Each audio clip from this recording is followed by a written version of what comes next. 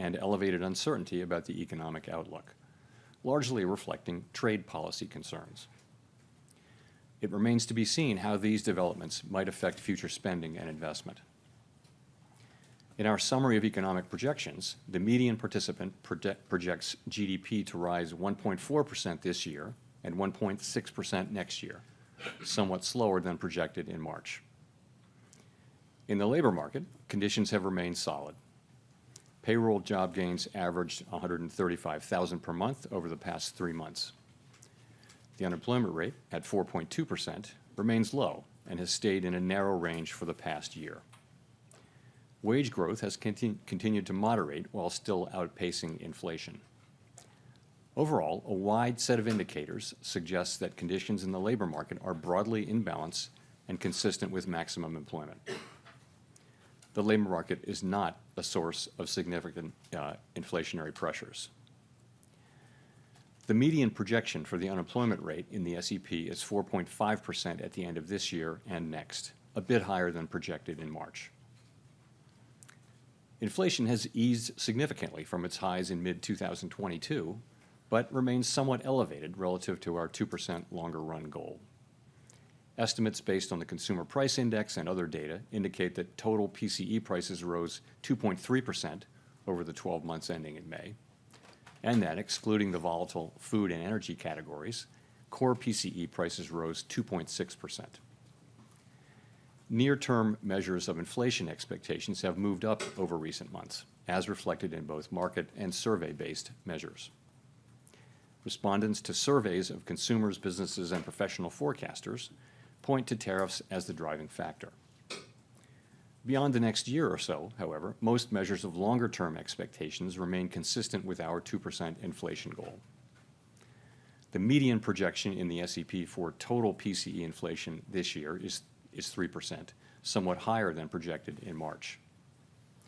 The median inflation projection falls to 2.4% in 2026 and 2.1% in 2027. Our monetary policy actions are guided by our dual mandate to promote maximum employment and stable prices for the American people. At today's meeting, the committee decided to maintain the target range for the federal funds rate at 4.25% to 4.5% and to continue reducing the size of our balance sheet. We will continue to determine the appropriate stance of monetary policy based on the incoming data, the evolving outlook, and the balance of risks. Changes to trade, immigration, fiscal, and regulatory policies continue to evolve, and their effects on the economy remain uncertain. The effects of tariffs will depend, among other things, on their ultimate level. Expectations of that level, and thus of the related economic effects, reached a peak in April and have since declined. Even so, increases in tariffs this year are likely to push up prices and weigh on economic activity. The effects on inflation could be short-lived, reflecting a one-time shift in the price level. It's also possible that the inflationary effects could instead be more persistent. Avoiding that outcome will depend on the size of the tariff effects, on how long it takes for them to pass through fully into prices, and ultimately on keeping longer-term inflation expectations well anchored. Our obligation is to keep longer-term inflation expectations well anchored and to prevent a one-time increase in the price level from becoming an ongoing inflation problem. As we act to meet that obligation, we will balance our maximum employment and price stability mandates, keeping in mind that without price stability, we cannot achieve the long periods of strong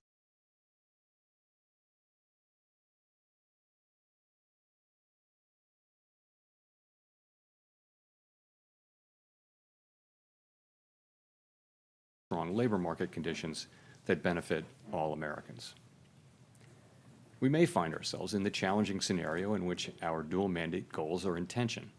If that were to occur, we would consider how far the economy is from each goal and the potentially different time horizons over which those respective gaps would be anticipated to close. For the time being, we are well positioned to wait to learn more about the likely course of the economy before considering any adjustments to our policy stance. In our SEP, FOMC participants wrote down their individual assessments of an appropriate path for the federal funds rate based on what each participant judges to be the most likely scenario going forward. The median participant projects that the appropriate level of the federal funds rate will be 3.9% at the end of this year, the same as projected in March. The median projection declines to 3.6% at the end of next year and to 3.4% at the end of 2027, a little higher than the March projection. These individual forecasts are always subject to uncertainty, and as I've noted, uncertainty is unusually elevated. And of course, these projections are not a committee plan or decision. At this meeting, the committee continued its discussions as part of our 5-year review of our monetary policy framework. We focused on issues related to assessing the risks and uncertainties that are relevant for monetary policy and the potential implications for policy, strategy, and communications. Our review includes outreach and public events involving a wide range of parties, including Fed Listens events around the country and a research conference that we held last month. We are open to new ideas and critical feedback, and we will take on board lessons of the last 5 years in determining our findings. We intend to wrap up any modifications to our statement on longer-run goals and monetary policy strategy by late summer. After that, we will consider enhancements to our suite of communications tools, including the SEP. The Fed has been assigned 2 goals for monetary policy: maximum employment and stable prices. We remain committed to supporting maximum employment, bringing inflation sustainably to our 2% goal, and keeping longer-term inflation expectations well anchored. Our success in delivering on these goals matters to all Americans. We understand that our actions affect communities, families, and businesses across the country. Everything we do is in service to our public mission, and we at the Fed will do everything we can to achieve our maximum employment and price stability goals. Thank you. I look forward to your questions. Colby. Thank you. Colby Smith with the New York Times. To what extent has the more limited impact from tariffs at this stage on inflation changed your view on what the ultimate economic fallout will be from these policies and the timing of when they will materialize in the data? So we've had 3 months of favorable inflation readings since the high readings of January and February, and that's, of course, highly welcome news. Part of that just is that services, core services, both housing services and non-housing services, have really been grinding down toward levels that are consistent with 2% inflation. So that's the good news. We've had goods inflation just moving up a bit, and of course we expect, as you point out, we do expect to see more of that over the course of the summer. It takes some time for tariffs to work their way through the chain of distribution to the end consumer. A good example of that would be goods being sold at retailers today may have been imported several months ago before tariffs were imposed. So we're beginning to see some effects, and we do expect to see more of them over coming months. We do also see price increases in some of the relevant categories like personal computers and audiovisual equipment and things like that that are attributable to tariff increases. In addition, we look at surveys of businesses, and there are many of those, and you do see a range of things, but many companies do expect to put all or some or all of the effect of tariffs through to the next person in the chain, and ultimately to the consumer. Today, the amount of the amount of the tariff effects, the size of the tariff effects, their duration and the time it will take are all highly uncertain. So that is why we think the appropriate thing to do is to hold where we are as we learn more, and we think our policy stance is in a good place where we're well positioned to react to incoming developments. So in terms of how we should interpret the rate cuts penciled into the SEP, is this reflecting that there's this expectation that underlying inflation will just stay well enough contained that allows the committee to eventually move ahead with those cuts? Or is it about responding to a deterioration in economic activity, let's say? I mean, how should we make sense of the forecast? So if you look at the forecast, you will see that people do generally expect inflation to move up and then to come back down.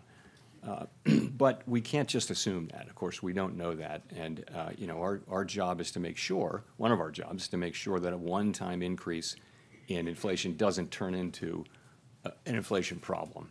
And that, again, that will depend on the size of the effects, how long it takes for them to come in, and ultimately on keeping inflation expectations anchored. Hi, and thanks, Chair Powell. Howard Schneider with Reuters. If you look at the rate path starting in December to today and adjusted over the full time horizon you've got there, you've taken about a quarter point per year out of your projected path, and you end at a higher rate at end 2027 than you would have in the prior forecast. Is that a result of a sense that tariffs will lead to more persistent inflation? Is it a result of reassessments of where your short-term neutral rate is? Why are you on a slower path now? So I would focus most on the nearer term. As you get out to the later years, it's hard for anybody to know where the economy is going. You didn't see people moving their longer term, estimate of the neutral rate, for example, at this meeting. So and those things are probably slow moving. So I think if you look at what's happening here since March, this is since March, right? You see a little slower growth, just a tiny tick up, a 1/10 tick up in unemployment, and you see inflation moving up 0.3. And by the way, it was a similar move from the December SEP to the March. So that's what you see. You see the effects of tariffs. I think we learned in April, after the March meeting, that substantially higher tariffs were likely. And then since then, the estimates of where the tariffs will be have actually moved back down, although still at an elevated level. So we're adapting in real time. And what you see is an accumulation of individual assessments. But you say in the statement that risks have diminished on that front, but the July 9th, drop dead date for all the Liberation Day tariffs is still out there and unresolved. You've got now exchange of missiles between two Middle East adversaries with a possible U.S. involvement. How can you justify saying that risks have diminished? So what we said was that uncertainty uncertainty about the economic outlook has diminished but remains elevated. Many surveys say that. They do. So and that's actually a line from the Teal book, which you can see in 5 years. Remember to check that. Maybe the war will be over. No, but if you think about it, tariff uncertainty really peaked in April, and since then has come down. And that's really what that's just acknowledging. It's diminished, but still elevated. That it's uncertainty. So I think that's an accurate statement. Thank you. Chris Rugaber at Associated Press. There is an argument out there in favor of cutting rates more immediately. Inflation has continued to cool and is back to roughly 2% despite the tariffs. And I guess I also wanted to ask about cracks in the job market with gross hiring slowing, concentrated in just a few industries. We've seen some housing data, including this morning, that has been pretty weak. Do you see any concerns that the economy is weakening and that is a reason to cut rates going forward? So we do of course monitor all those things. I think if you look at the overall picture, what you're seeing is 4.2% unemployment and an economy that's growing at a rate hard to know given the unusual flows in the first quarter, but it appears to be 1.5–2%, maybe a little better than that. Sentiment has come up off of its very low levels. It's still depressed. So you can point to things. The housing market is a longer run problem and also a short run problem. I don't think it's indicative of basically the situation is we have a longer run shortage of housing, and we also have high rates right now. I think the best thing we can do for the housing market is to restore price stability in a sustainable way and create a strong labor market, and that's the best thing we can do for the housing market. You asked about the job market. Again, look at labor force participation, look at wages, look at job creation. They're all at healthy levels now. I would say you can see perhaps a very slow continued cooling, but nothing that's troubling at this time. But we watch it very carefully. So overall, again, the current stance of monetary policy leaves us well positioned to respond in a timely way to economic developments, and for now, and we'll be watching the data carefully. Well, just quickly on, given that there are concerns inflation will rise, but there is the alternate scenario that tariffs would create demand destruction and slow growth sufficiently, and that would perhaps keep a bit of a lid on inflation. Do you see odds of that scenario? What kind of odds do you see of that scenario coming true, and how many months of cool inflation would you need to see before concluding that maybe that lower inflation scenario is taking place. So this is very much the conversation we had today and yesterday. There are many, many different scenarios, many combinations of scenarios where inflation does or doesn't prove out to be at the levels we think, and where the labor market does or doesn't soften. And I think what you see people doing is looking ahead at a time of very high uncertainty and writing down what they think the most likely case is. No one holds these rate paths with a great deal of conviction, and everyone would agree that they're all going to be data dependent, and that you can make a case for any of the rate paths, I think, that you see in the SEP. And, we do this once a quarter. It's a hard thing to do particularly at this time. But it does reflect, if you see somebody writing down, a rate path that involves cuts, that's them saying, yes, I think we will get to a place, more likely than not, where cuts will be appropriate. And it could be a joint probability of a number of possible outcomes. Again, remember how much uncertainty we face, though. Thank you. Mr. Chair, I wonder if you could describe for us some of those scenarios. How do you get to a place? I'm noticing that the uncertainty levels in your forecast are very high. How do you get to a place where you have the confidence in the outlook for, say, inflation and/or growth or the unemployment rate? How many months does it take, and what do you want to see in the data to get to that level of confidence to actually reduce rates off the restrictive level? So it's very, very hard to say when that will happen. We know that the time will come. It could come quickly. It could not come quickly. As long as the economy is solid, though, as long as we're seeing the kind of labor market that we have and reasonably decent growth and inflation moving down, we feel like the right thing to do is to be where we are, where our policy stance is, and just learn more. And in particular, we feel like we're going to learn a great deal more over the summer on tariffs. We hadn't expected them to show up much by now, and they haven't. And we will see to the extent to which they do over coming months. And I think that's going to inform our thinking, for one thing. In addition, we'll see how the labor market progresses. So at some point, it will become clear. I can't tell you exactly when that will be. And meanwhile, we'll be watching the labor market very carefully for signs of weakness and strength, and tariffs for signs of what's going to happen there. And of course, there are many developments ahead. Even in the near term, developments are expected on tariffs. So I think we don't yet know with any confidence where they will settle out. We have an estimate, and I think all estimates are now pretty close together, but it's again highly uncertain. When you say estimate of the impact of tariffs on the core PCE, is that what it is? And could you share that? What you start with is what's the effective tariff rate overall, and people are managing to that. But the pass-through of tariffs to consumer price inflation is a whole process that's very uncertain. As you know, there are many parties in that chain. There's the manufacturer, the exporter, the importer, the retailer, and the consumer. And each one of those is going to be trying not to be the one to pay for the tariff. But together, they will all pay for it together, or maybe one party will pay it all.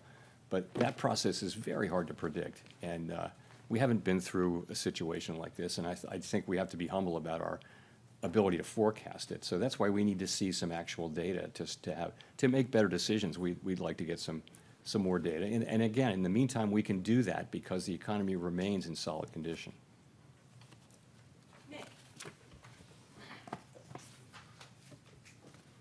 Nick Tamarosa of the Wall Street Journal. Chair Powell, I guess I'm wondering if you could explain a little bit more the divergence we see in the dot plot, particularly around the 2025 rate projections. I realize this is, you have one group of officials that are putting down no cuts, another that are putting down more than one. And again, recognizing that could be difficult to summarize, but is it a matter of people having a different outlook or a different reaction function, a different commitment to defending against another inflation mistake? How did that play out over the last 2 days? So you're right. This is often the case. We have a pretty healthy diversity of views on the committee. We did have strong support for today's decision and broad agreement that our policy stance does leave us in a good place. But I would point to two factors, and you mentioned them. The first is just that parties have a diversity of forecasts, and they do align with where their dots are. So if you have a higher inflation forecast, you're going to be less likely to be writing down, more cuts. But remember, as we see more data, we're going to learn more about where inflation is headed, and that means when it is time to look at resuming our normalization process, the differences you see should be smaller because we'll have seen actual data. Right now, it's just a forecast in a very foggy time. So that's the first part, is forecast. Secondly, people can look at the same data and they can evaluate the risks differently, as you know. And that includes, the risk of higher inflation, the risk that it'll be more persistent, the risk that the labor market will weaken. People are going to have different assessments of that risk. So you put that in there too. So those are the two ways the two things I think that drive these things. Remember though, as I mentioned earlier, with uncertainty as elevated as it is, no one holds these rate paths with a lot of conviction. So that's really where it is. It's a function of those things, and I think as the data come in, you should see those differences diminish. If I could follow up, you've said that policy is in a good place and that it's modestly restrictive. Given all the uncertainty you just talked about, tariff levels, uncertainty around the pass-through, is it price increases versus margin compression, some of the softness that Chris talked about in labor and housing, why wouldn't it be better to have rates at a more neutral setting as the economy heads into this period of very high uncertainty? So if you just look backward at the data, that's what you would say, but that's not, we have to be forward-looking, and the thing that every forecaster, every outside forecaster, and the Fed is saying is that we expect a meaningful amount of inflation to arrive in coming months, and we have to take that into account. So I think a backward-looking look would lead you to a neutral stance, but we can't, we have to look at that, and because the economy is still solid, we can take the time to actually see what's going to happen. There's a range of possibilities on how large the inflation effects and the other effects are going to be. So we'll make smarter and better decisions if we just wait a couple of months or however long it takes to get a sense of really what is going to be the pass-through of inflation and what's going to be the effects on spending and on hiring and all those things. Mr. McKee. Michael McKee from Bloomberg Radio and Television.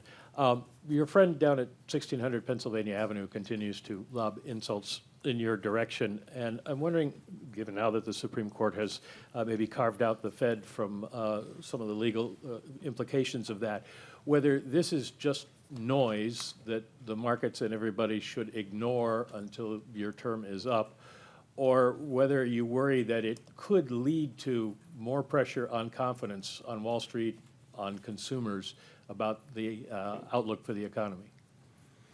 Okay. From my standpoint, it's not complicated. What everyone on the FOMC wants is a good, solid American economy with strong labor market and price stability. That's what we want. We think our policy is well positioned right now to deliver that and to be able to respond in a timely way as the data lead us around. The economy's been resilient, and part of that is our stance. And again, we think we're in a good place on that to respond to significant economic developments. That's what matters. That is what matters to us. Pretty much that's all that matters to us. I need to ask, assuming you are not reappointed, would you stay on as governor when your term as chair ends? I'm not thinking about that. I'm thinking about this. Andrew. Thanks, Mr. Chairman. I guess with workplace raids picking up significantly, what kind of effect would that have on the labor market in Sorry, the short term? with what picking up? Workplace raids. So you're asking immigration. Yeah. I wouldn't want to speculate. One way to get at that from an economic standpoint, we of course don't comment on immigration policy. It's not ours to make or comment on. But what you see is an unemployment rate that has been really solid and at a low level, not really increasing. It's been in a good range and well within the range of mainstream estimates of maximum employment. And that means, part of that is that labor demand and labor supply are kind of moving down at the same rate. Labor demand is softening. You see that in job creation, but it's still kind of at a healthy level. And labor supply is diminishing because the immigration numbers that we see are much lower than they were. So those two factors, supply and demand, that's what has kept the unemployment rate in a reasonably stable place. Okay, thanks. The other thing I wanted to follow up on is if you could If you could elaborate on the potential changes to the SEP that you suggested were part of the framework review, I think. So the framework review really has two tracks, right? The first track is our policy framework that is reflected in the consensus statement. And we've said that we would finish that and announce it by the end of the summer. So we're well along in that process. We've had the meetings that we need to have, and we're now going to be going into, pardon me, into discussions about, specific changes to language. So that's the framework part of it. The second part of it is our communications tools and practices. Pardon me. And that part comes next. Okay, that's what we're going to do in the meetings this fall. Actually, what we did at this meeting, though, is we sort of prepared the ground for that. We had a meeting where we talked at a high level about a number of ideas. The SCP is part of it. Many other ideas. It's sort of how do we think our communications can be improved? There are a number of ideas. People offered a really it was a great conversation, number of ideas, but we're going to look at those with staff briefing and a lot of thought in the fall. And I would say when it comes to changing communications, I would only support things really that only implement things that have very broad support. And also you want to be really careful because I think our communications are pretty well received. They're not broken.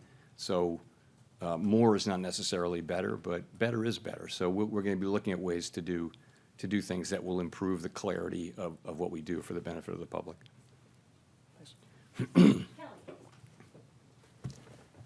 Thanks, Chair Powell. Kelly O'Grady, CBS News. You're famously known as the guy that makes decision based on data instead of speculation. You've said today the inflation data is in a good place. We don't know how tariffs are going to impact prices going forward. That's uncertain. But I've got to go back to the last time that you cut rates in December, and there was still the what if of tariffs. So what made you feel comfortable cutting then when inflation was higher than where it is today and you didn't cut today? Well, the forecast for inflation in December was 2.5. Core PCE for 2025, the forecast was 2.5%, which is a good inflation forecast. I think what we've learned is that, and this was long before we had any idea of what the actual policies would be, we've learned that tariffs are going to be substantially larger than forecasters generally thought. And we don't, our forecasts are generally not particularly different from those of other, well-resourced forecasting operations. So what we learned, and particularly in April, was that very substantially larger tariffs were coming and that would mean higher inflation. That's what happened. And so you saw 2.5% forecast in December, you saw 2.8% in March, and you see 3.1% now. So it's 0.6 higher inflation for 2025, and that's a big part of the change, and that's due to the effects of the tariffs that are, we don't know where they're going to land, but it's pretty apparent they're going to land higher than outside forecasters were really guessing at the end of last year. My follow-up to that, I think consumers, right, we're looking for relief on rates when it comes to mortgages, car loans, small businesses want to take out more manageable loans. When you look at the cumulative inflation over the past 5 years, prices have risen over 20%. It's been a rough road. So what is the tipping point then for the wait and see approach in terms of how much it's going to help versus when it hurts the American consumer? Well, we're trying to restore price. Best thing we can do for the public that we serve is restore price stability. If we can, and we will, restore price stability, meaning 2% inflation on a durable, sustainable basis. That, and also maximum employment. If we restore those things, that's the best thing, and that is our goal. The best thing we can do for the American people, for households and businesses, that is the ultimate thing that we can deliver. And they can make their decisions without having to think about inflation all the time. So in the meantime, we have to keep rates high to get inflation all the way down. They're not very high, let's be honest. I would say policy is modestly or moderately, probably modestly now restrictive. If you look at the economy, it's not performing as though it were performing under very strict monetary policy, very restrictive monetary policy. So I would say probably modestly restrictive. And so what it will take is confidence that inflation is coming down. Now I would say without tariffs, that confidence would be building because if you see what's happening with non-housing services and housing services, which are the other two big pieces other than goods, those are coming down really nicely now. So I think we have to learn a little more about tariffs. I don't know what the right way for us to react will be. I think it's hard to know with any confidence how we should react until we see really the size of the effects, and then we can start to make a better judgment. So that's what we're doing, and I think we can take the time to do that because unemployment is 4.2%. Wages are moving up. Real wages are moving up at a healthy clip now, and inflation is 2.3% headline inflation over a 12-month basis. So it's a good economy and a solid economy with decent growth. Thank you, Chair Powell. So you're saying that uncertainty has come down, the economy is moving at a solid pace, inflation has come down over the past 3 months, and this is all moving in the right direction. So are you indicating here that Americans should expect some sort of economic pain in the second half of the year? I'm not saying that at all. From our standpoint, what I can say is that the U.S. economy is in solid shape. Inflation has come down. The unemployment rate remains at 4.2%. As I mentioned, real wages are moving up. It's a good job creation is at a healthy level. Unemployment, again, as I said, low. Labor force participation in a good place. So, and what we're waiting for to reduce rates is to understand what will happen with really the tariff inflation. And there's a lot of uncertainty about that. Every forecaster you can name who is a professional forecaster with adequate resources and forecasts for a living is forecasting a pretty significant, everyone that I know is forecasting a meaningful increase in inflation in coming months from tariffs because someone has to pay for the tariffs. And it will be someone in that chain that I mentioned between the manufacturer, the exporter, the importer, the retailer, ultimately somebody putting it into a good of some kind or just the consumer buying it. And all through that chain, people will be trying not to be the ones who pick up the cost. But ultimately, the cost of the tariff has to be paid. And some of it will fall on the end consumer. We know that because that's what businesses say. That's what the data say from past. So we know that's coming. And we just want to see a little bit of that before we make judgments prematurely. And follow up on that. So you spent years though talking about how you're data dependent, and be a little more direct on this. Now you're making decisions looking forward. Doesn't the data you're seeing today indicate there should be a rate cut? No, I mean, your monetary policy has to be forward-looking. That is elementary. You've got to be looking. I always talk about the incoming data, the evolving outlook, and the balance of risks. We say that over and over and over again, right? So it's always forward-looking. If at the very beginning of the pandemic, we cut rates to zero immediately. Nothing had happened. We just knew that it was going to be really bad, right? So we took very aggressive forward-looking because we knew things were going to be unusually difficult. So, of course, this is something we sort of know is coming. We just don't know the size of it. And again, the economy seems to be in solid shape. So the labor market's not crying out for a rate cut. Businesses, were in a bit of shock after April 2, but you see business sentiment, you talk to business people now, there's a very different feeling now that people are working their way through this, and they understand how they're going to go, and it feels much more positive and constructive than it did 3 months ago, let's say. So again, we think that our current stance of monetary policy is in a good place.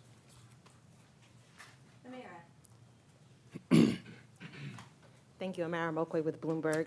Chair Powell, in February, you told Congress that the Fed is, quote, overworked, maybe not overstaffed. Then in a memo to staff in May announcing a deferred resignation program at the Fed, you said you wanted to ensure that the Fed was, quote, right-sized. Those two statements appear to be at odds with one another. Could you explain what changed in the roughly 3 months between those statements that made you decide that staff levels at the Fed should decline? I don't see them at all as intention. So I was asked, is the Fed overstaffed? And I said no, and I sort of said as a pun, overworked but not overstaffed. People do work extremely hard at the Fed, and I know they work hard at Bloomberg too. So, but we work hard. But I would say this, so we are careful stewards of public resources, and sometimes you need to show that. So there have been several times in our history, modern history, where the Fed has said, you know what, we're going to do a buyout. We're going to show the public, we're going to demonstrate that we are good stewards of public resources. So we thought, and I thought, that this is a time when we can, we grow at about, our headcount has grown at about 1% a year. So over the course of a couple of years, we're doing a careful scrub of the board and all the reserve banks, and we're going to find 10% of employees who can do something else, where we can streamline our operations, and we think we can get there in a couple of years. We think we can do that, and we think this is without taking risk to carrying out our critical missions.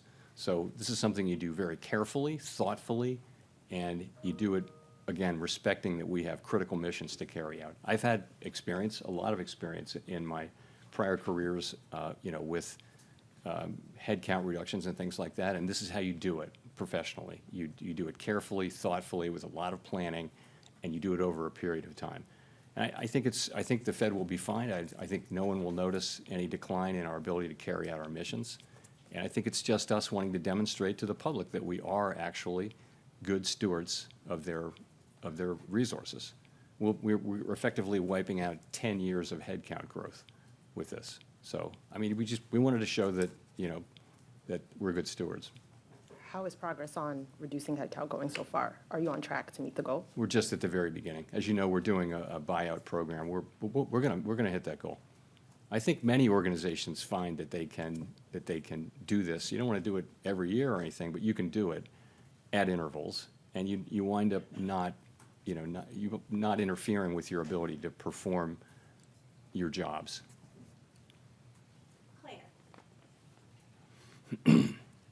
Chair Powell, Claire Jones from the Financial Times. As you're no doubt aware, the Senate Finance Committee has tabled its version of the reconciliation bill this week, and I was wondering if you could tell me a little bit about the tenor of the debate at the FOMC over the past few days on fiscal policy and the degree to which that influenced people's projections for 2026 and beyond. Thank you. Yeah, so, we don't sit around and debate or really discuss. We take fiscal policy as fully exogenous. And so we actually, really didn't talk about the bill or the contents of it. It's still evolving. When it gets closer, remember also we have a very, very large economy, and that the effects will be at the margin. I expect that they may already be in, but they will be in by the next meeting. We'll make an estimate. But it's not a major thing. It's nothing that we discuss. It may have been mentioned a couple of times, but as something that's coming in. But I think the outcome is, we don't know the outcome yet there, so hard to be real specific. Neil. Thanks, Chair Powell. Neil Irwin with Axios. There have been some cutbacks in economic statistics collection in the last few weeks, worries that long-running problems around funding and response rates may be getting worse. How much is this concern on your radar? How much confidence do you have that the gauges you're watching to assess the economy are reliable right now?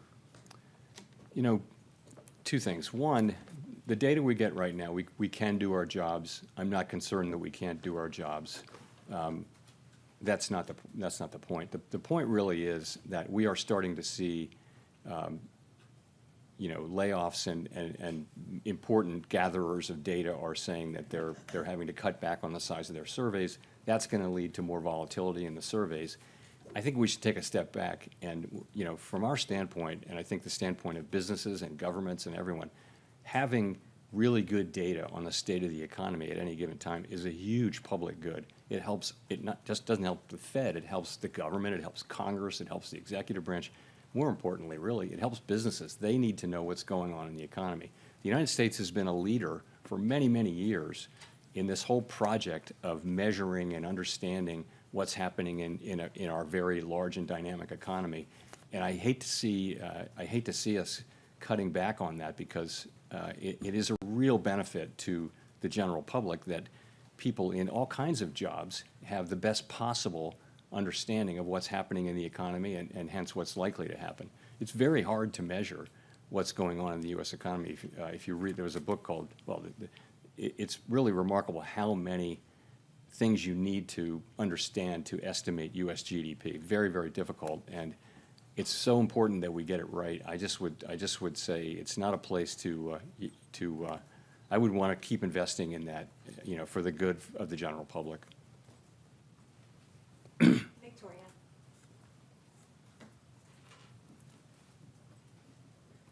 Hi, Victoria Guida with Politico. So you're conducting this monetary policy strategy framework review, but next year we're supposed to have a new Fed chair, and I'm wondering if that affects at all the way that you're approaching this. How do you ensure that this framework will actually be durable? The framework document goes back to 2012, and it's the committee's document. It's not like we're going to invent a brand new way to do things. It's been an evolving document, so it shouldn't depend on who the chair is at all. It should depend on what's happening in the economy and what the committee wants to do. So, yeah, it isn't really tied to any particular chair. And we used to renew it every year. Now we do it every 5 years. So, but I don't think I've never heard anyone raise this issue that a new chair might want to come in and go in a completely different direction. I really don't think that's right. But but that's not going to be up to me to decide. Is that affecting at all who you're consulting with? Not at all. Not in any way.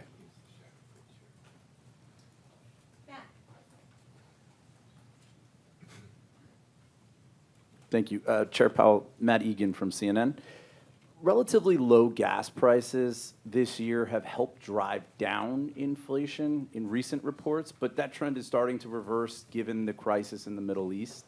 How are you thinking about how the Israel-Iran conflict will impact the economy, especially inflation, and what lessons were learned during the 2022 period when another conflict, the Russia-Ukraine war, sent oil and gas prices skyrocketing? So, of course, we're watching, like everybody else is, what's going on. I really don't have any comment on that. Possible that we'll see higher energy prices. What's tended to happen is when there's turmoil in the Middle East, you may see a spike in energy prices, but tends to come down. Those things don't generally tend to have lasting effects on inflation, although, of course, in the 1970s, they famously did because you had a series of very, very large shocks. But we haven't seen anything like that now. The U.S. economy is far less dependent on foreign oil than it was back in the 1970s. So, but there. A quick follow-up. I've just got to ask you about artificial intelligence. Some technology executives have recently been warning that AI could wipe out a large chunk of entry-level jobs and significantly increase the unemployment rate. I'm wondering how concerned you are, if at all, about the threat that AI poses to employment. So this is the question. The question really is, will AI be more augmenting labor or replacing labor? And I wouldn't, we all see those announcements, including one today. I wouldn't, overread a couple of data points because, AI should be creating jobs at the same time. It may be replacing, maybe doing both. Anyone who's done any work with AI will have been a little bit stunned at how capable it is. And it's just a different thing. So I think this is something that certainly has transformational potential. And probably we're in the very early stages of it. They say what you're seeing now compared to what you'll see in 2 years is going to be very different and even more effective. So I think it's really hard to know. Of course, there are optimists who feel like it's going to make everybody much more productive. And there are those who think it's going to replace an awful lot of jobs right across the income spectrum, white collar, blue collar, and everything. So I just don't know. We don't have a house view on that, but this is going to be a very important question for some time. Greg.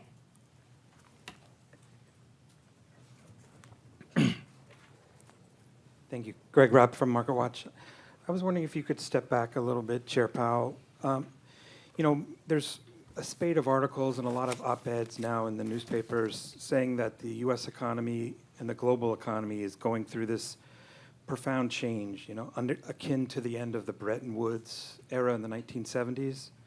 And don't you owe the American people some sort of explanation for what we're going through? I mean, I noticed earlier this month when you talked about Bretton Woods a little bit, and you said that Bretton Woods, the Fed staff had to change how the dollar, movements of the dollar was impacting the economy. Are we going through something like that now? That, you know, are you having to change how you do monetary policy? Is it that fundamental a change underway? Thanks. It's certainly a time of real change.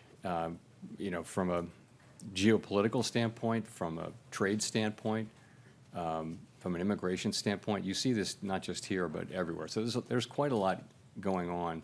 It doesn't change the way we do monetary policy in the near term. I mean, but and it doesn't change our objectives or what we need to do. And you know, these things are not really our issues. They're really issues for elected governments. All of those issues are really for elected governments. But there's no question it's a time of real change, and very hard to see where that goes.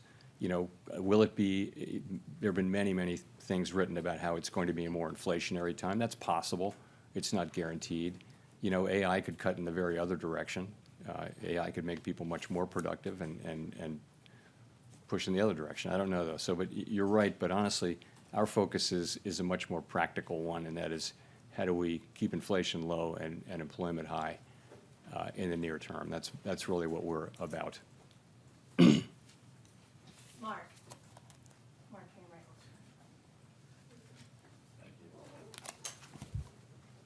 Hello, Chairman Powell. Mark Hamrick with Bankrate. What is the view about the growing amount of slack in the job market, including the softening in payrolls, the forecast of a modest rise in the unemployment rate, and the ability of workers to demand wage hikes or not in this environment where you have inflation surging?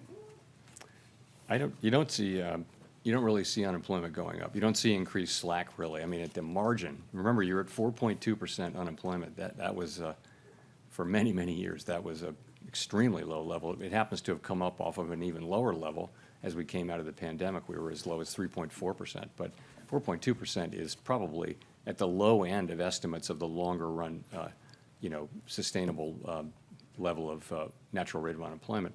So I guess I wouldn't agree with that. And also, in terms of wages, you know, real wages after inflation have been moving up sort of more than was consistent with 2% inflation. They're still moving up at a healthy clip, and I think much more consistent with 2% inflation given a reasonable assessment of trend productivity.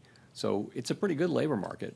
You know, you're right that the level of job creation has come down, but so has the supply of workers, the change in the supply, the new supply. So you've seen the unemployment rate remain pretty stable at 4.2.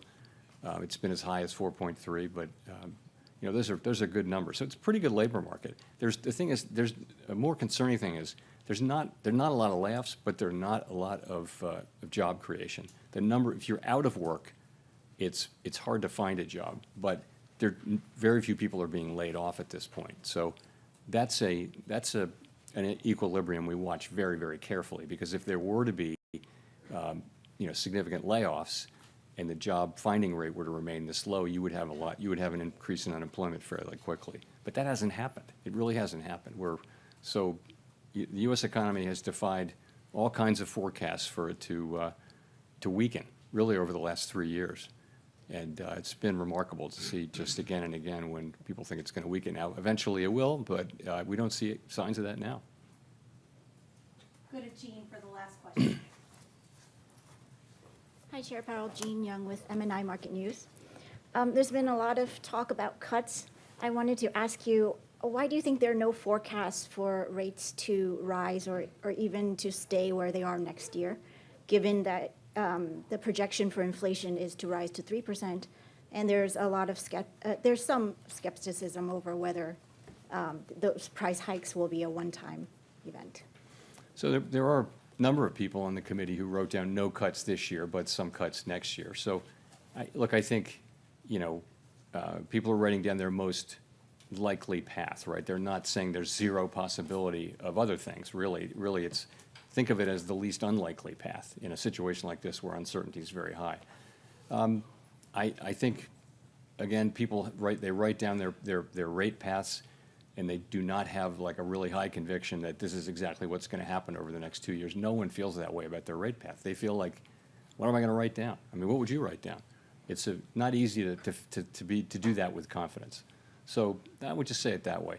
We don't rule things in or out. Certainly a hike is not the base case, at all. It's not something people are writing down, but in the meantime, we do the best we can with these forecasts, and I think they're representative of, you know, of the different forecasts and different reaction functions that people on the committee have. So thank you very much. Thanks.